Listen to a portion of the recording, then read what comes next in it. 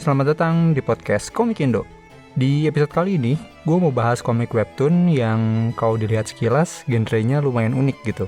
Kalau bahasa orang-orang sekarangnya mah, isekai ada, kerajaan ada, misteri juga, dan ada bumbu-bumbu religinya. Ya, langsung aja, komik yang mau gue bahas kali ini berjudul Dormdu karya Kafaza.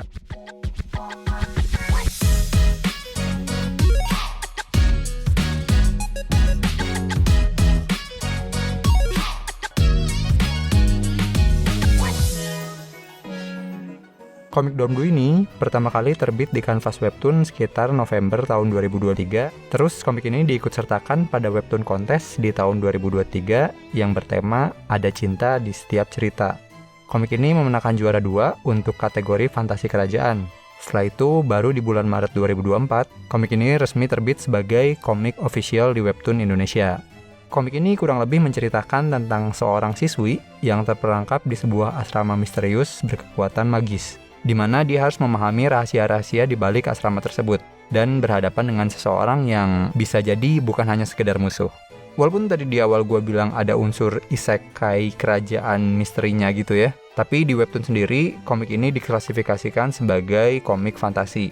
Dan karena memang komik ini menang di kontes webtoon yang temanya adalah Ada Cinta di Setiap Cerita, ya you can guess ada bumbu-bumbu romansnya juga di komik ini gitu. Walaupun kalau gue pribadi ya, masih ngerasa unsur misterinya lumayan kuat sih. Soalnya banyak keanehan-keanehan yang harus dibuka satu-satu gitu di komik ini. Untuk ratingnya sendiri, komik ini dikategorikan sebagai komik remaja. Oke, pembahasannya mungkin akan gue mulai dari universe-nya dulu kali ya. Karena jujur aja, yang paling pertama ngebuat gue kepengen baca komik ini adalah konsep dormnya. Iya, karena gue tuh dulu pernah sekolah di tempat yang ada dormnya, ada asramanya gitu. Ya mungkin mirip-mirip semacam pesantren gitu kali lah ya, buat yang lebih simpelnya. Tadinya selain kepengen nostalgia juga, gue tuh tahu gitu, cerita orang-orang yang pernah tinggal di asrama atau pesantren ada aja anehnya. Cuma memang ternyata di komik ini nggak terlalu menonjolkan sisi kehidupan asrama, yang banyak aturan dan hidup kebersamaannya gitu. Ya mungkin kalau lu nggak relate dengan kehidupan asrama gitu ya, gue rasa film atau novel terkenal yang ceritanya tentang anak laki-laki di sekolah sihir itu, yang di jidatnya ada tanda petir itu loh, itu cukup bisa mewakili sih menurut gue. Nah, di komik ini tuh gue rasa lebih banyak fokus ke sistem kerajaan dan misterinya kali ya. Bukan hal yang buruk sebenarnya, karena buat sebagian orang yang suka cerita kerajaan, mungkin malah akan lebih suka. Cuma gue pribadi, jujur aja ini webtoon kerajaan pertama yang gue baca cukup banyak gitu. Kayaknya ya. Oke, di komik ini tuh universe awalnya adalah dunia kita kayak biasa gitu ya. Cuma somehow si karakter utama ini tersesat dan secara misterius dia tiba-tiba nyampe di universe-nya Dormdu ini. Yang bisa dibilang ada beberapa perbedaan dengan dunia kita gitu. Di sana ada semacam sihir, ya walaupun bukan core-nya gitu, bukan apa-apa pakai sihir, enggak, cuma ada aja gitu. Terus sekolah dan dormnya ini bentuknya kastil, kayak kastil-kastil Eropa gitulah. Dan murid-muridnya pun di situ juga banyak penampilan yang kayak bule-bule gitu. Ya mungkin kalau istilah anime-anime zaman sekarang termasuk isekai juga kali ya. Cuma ya isekainya bukan yang reinkarnasi gimana-gimana gitu. Sesimpel kayak dia pindah dimensi dan dia pengen balik ke dimensi asal dia gitu. Oke, lanjut ke karakter. Karena hal kedua yang ngebuat gue tertarik baca komik itu adalah karakternya. Sebenarnya lebih kayak ilustrasi tentang karakternya sih. Jadi waktu itu gue tuh ngeliat gambar, aduh gue lupa entah cover atau promo gitu, tapi waktu itu tuh gambarnya ngasih lihat cewek berhijab megang lentera, suasananya gelap dan ada nuansa vintage-nya gitu. Dari gambar itu tuh langsung banyak pertanyaan yang muncul di kepala gue, kayak ini uhti kenapa bisa ada di situasi yang entah misteri, entah horor, pokoknya mencekam gitu.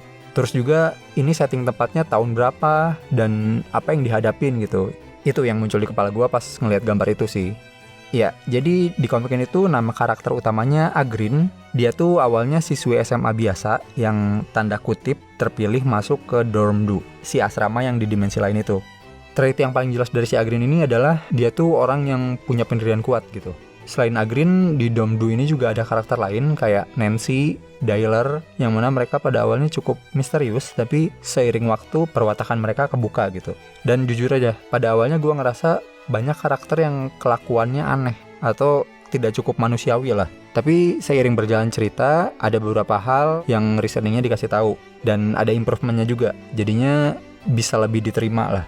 Untuk karakter developmentnya mungkin untuk sejauh ini ya 30-an hampir 40 chapter tuh untuk development karakter Agrinnya nggak terlalu banyak. Malah kayaknya orang di sekitar Agrin sih yang justru banyak dapat developmentnya. Sebenarnya ada satu hal penting terkait Agrin dan hijabnya yang pengen gue bahas, tapi karena harus spoiler jadi gue bahas di sesi paling terakhir aja ya. Kita next dulu ke ceritanya. Sebenarnya untuk ceritanya sendiri, awalnya gue mengira ini cerita yang tipikal plot driven, dimana Agrin harus ngejalanin apapun event yang terjadi di komik ini gitu. Tapi makin kesini, makin ngerasa kalau komiknya mengharuskan ceritanya jadi karakter driven. Karena di komiknya ditekankan terus perwatakan Agrin lah yang jadi kunci gitu. Jadi kayaknya mau nggak mau, at the end harus karakternya yang ngedrive cerita sih, kalau mau konsisten dengan narasinya ya. Terus ini kan ada misterinya gitu ya. Dan gue sih sebenarnya sangat suka cerita misteri di mana clue-nya dikasih ke pembaca dan misterinya dikupas satu-satu gitu. Di komik ini kalau menurut gue ya ada hit and miss-nya lah. Tapi gue memaklumi sih, soalnya misteri ini bumbu aja gitu di sini. Karena kan genre utamanya itu fantasi kerajaan yang ada relationship-nya. Jadi bisa gue pahami lah kalau komikusnya lebih berusaha mematangkan interaksi antar karakternya dibanding ngebanyakin di solving misteri-misterinya sih. Oke, jadi buat gue pribadi, komik ini tuh kalau boleh dibilang bukan selera gue, tapi gue rasa ada beberapa poin yang justru mungkin lo akan suka. Terlebih buat lo yang suka sama genre kerajaan gitu ya. Karena universe-nya menarik gitu. Soalnya sekalipun kerajaan, tapi dia nggak pakai pakem kerajaan-kerajaan kebanyakan gitu. Yang sistemnya masih jalan, ada kasta raja ratu yang masih berlaku. Di sini nggak. Kebanyakan rules-nya diatur sama misteri di dorm dulunya itu sendiri. Terus juga buat penyuka romance yang mungkin lebih ke love-hate relationship syariah gitu ya. Kayaknya lu juga bakalan suka dengan komik ini gitu. Kalau gue sendiri yang paling gue suka tuh penyajian karakter utamanya, Agrin. Awalnya gue sempat ngerasa karakter ini tuh rada aneh gitu. Tapi makin kesini gue ternyata atribut-atribut yang ada di Agrin itu kontribusi ke ceritanya cukup penting. Ya gue sih berharap komik ini terus berjalan dan bisa tamat sesuai rencana ya. Ya walaupun bukan core utamanya, tapi komik yang punya unsur misteri itu sayang gitu kalau misal kita nggak dapet cara reveal misteri yang udah disiapin dari awal gitu. Terus untuk kabar terkait komikusnya sendiri, so far sih katanya beliau masih akan fokus di dorm dulunya dulu. Walaupun kemarin sempat ada nyebar kuesioner ya, entah untuk cerita spin-off atau POV karakter lain, tapi kemarin sempat ngelempar di sosmednya tuh nanya lebih suka format komik, novel, atau gabungan komik novel gitu. Katanya sih ntar kalau udah ready dipublish bakalan di-spill di IG-nya. Ntar link-link terkaitnya bakalan gue taruh di deskripsi kayak biasa. Dan kayak biasa juga, abis ini gue bakalan ngomongin terkait komik ini lebih lanjut, tapi bakalan include spoiler. Jadi kalau lu nggak mau kena spoiler, stop di sini aja nggak apa-apa. Tapi kalau lu udah baca atau nggak masalah sama spoiler, kita ngobrol lagi abis ini. Jangan lupa, dukung terus Perkomikan Indonesia, bukan hanya karena nasionalitas, tapi juga karena kualitas. Sampai ketemu lagi di pembahasan berikutnya.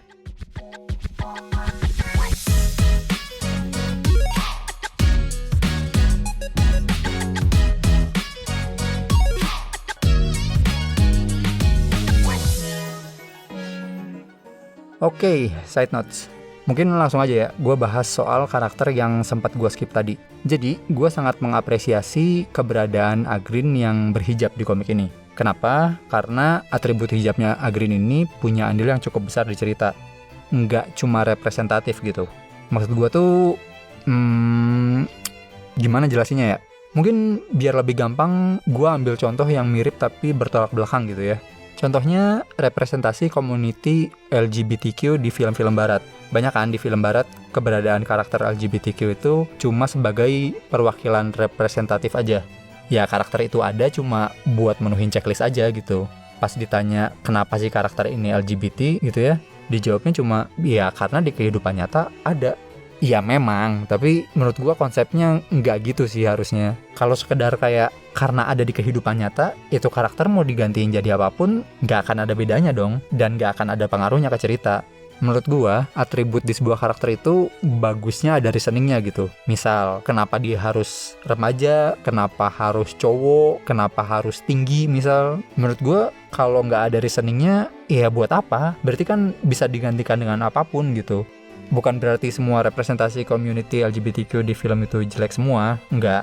Ada kok yang menurut gue cukup oke dan ada reasoningnya. Cuma gue ngambil contoh kayak gitu soalnya itu praktek yang paling common. Dan gue rasa lu pernah lah setidaknya dapat 1-2 film atau cerita yang prakteknya kayak gitu. Ini disclaimer ya, gue tidak sedang meng-cancel atau promosi suatu community ya. Gue cuma ngasih contoh dan alangkah elegannya kalau representatif dari sebuah community itu punya reasoning dan part yang penting dicerita. Nah, untuk kasus Agrin di Dorm 2 ini misal, menurut gue bagus. Reasoning atau efek untuk cerita kenapa Agrin part of hijab community itu sangat jelas terlihat gitu. Yang pertama, jelas itu fate-nya Agrin, dan yang paling penting memperlihatkan seberapa kokoh pendirian Agrin untuk menegakkan kepercayaannya gitu. Karena pas awal mula masuk Dorm 2, Agrin berkali-kali disuruh ngelepas hijab sampai disembunyiin segala. Dan seiring cerita berlanjut, kita tahu bahwa kualitas Agrin, kenapa dia ditarik untuk jadi penyelamat di Dorm 2 tuh salah satunya ya keteguhan hatinya gitu. Ya sebenarnya bisa aja misal Agrin tidak berjilbab dan tetap menunjukkan kalau dia punya pendirian, keteguhan, dan keinginan yang kuat lewat sifat-sifatnya. Tapi itu nggak akan sejelas kalau Agrin adalah siswi yang berhijab gitu. Terus hijab juga jadi bukti keberpihakan Nancy pas dia ngasih Agrin hijab ekstra. Ada juga scene pas Agrin mau nyelinap gitu. Tepatnya dipakein kerudung biar gurunya ngira si Agrin masih ada di kelas. Scene-scene itu tuh semua bakalan missing out gitu kalau Agrin tidak berhijab. Makanya gue impress autornya bisa masukin hijab jadi plot device yang penting gitu. Bravo. Nah, tapi dengan pedoman yang sama, di mana plot device yang digunakan itu harus ada kontribusinya buat cerita, gue merasa ada beberapa hal yang justru efeknya lemah buat cerita gitu. Atau mungkin bisa jadi belum nunjukin aja kegunaannya untuk apa. Kayak misal misteri nama pelajaran yang jadi akronim URDMC. Itu tuh kayak, oke, Agrin memecahkan sesuatu, dia tahu ada kalimat URDMC, tapi apa efeknya buat Agrin gitu? Dengan tahu bahwa dia pemeran utama dan yang lain NPC misal. Kayaknya belum ada efek apa-apanya deh. Toh Agrin kalau dia MC atau bukan bakalan tetap ngebongkar misteri Dorm 2, nolongin orang-orang di sana dan berusaha untuk pulang kan? Tapi ya balik lagi, kan belum tamat. Siapa tahu sekarang lemah, tapi nanti ada efeknya, who knows. Terus ada beberapa hal lagi yang bisa gue komentarin, tapi gue kayaknya pengen lebih nitik beratin ke bagian editorialnya deh dibanding ke autornya. Maksudnya ada beberapa hal yang kayaknya bisa dikasih tahu aja sama beta reader ke autornya, dan begitu udah dikasih tahu, kelar gitu. Kayak misal waktu Agrin ngebuntutin Nancy malam-malam. Siapa orang yang ngebuntutin orang sambil nyalain cahaya lilin gitu? Ya sebenarnya bawa lilin nggak apa-apa, siapa tahu mau dipakai pas jalan pulang. Tapi pas lagi ngebuntutin nyalain lilin di tengah gelap tuh kayak bunuh diri gak sih? Gue yakin lah autornya pasti punya layer berbeda buat si cahaya lilin itu. Dan kalau dikasih tahu, kelar gitu, tinggal dihilangin aja. Terus ada juga scene yang senior narik kaki Agrin pas Agrinnya mau keluar asrama. Maksud gue kalau mau narik masuk, yang ditarik tangan gak sih? Atau kalau mau ngedorong juga sekalian dorong badannya aja. Kaki itu menurut gue pilihan yang rada aneh. Kecuali orangnya punya kemampuan bela diri dan mau tackling kaki sambil ngunci kayak digulat gitu kan. Terus ada juga kayak Dailer yang megang baju Agrin dibanding tangan atau lengan. Kan yang tahu aturan gak boleh sentuhan sama lawan jenis Agrin kan, gak semua tahu gitu. Tapi buat yang terakhir itu, ya sih gue paham, mungkin autornya kepengen Agrinnya stay halal gitu. Gue juga nangkep kok di beberapa scene Agrin tetap pakai hijabnya pas tidur. Dimana kalau kenyataan kan kalau udah di kamar sendiri atau di rumah ya buka aja. Ya gue menghargai pilihan autornya untuk itulah. Gue respect keteguhan hati autor untuk melakukan hal ini walaupun dia pasti tahu bakalan ngorbanin beberapa elemen gitu. Ya mungkin ini menunjukkan keteguhan hati autornya ya, sama teguhnya dengan hatinya Agrin. Yalah.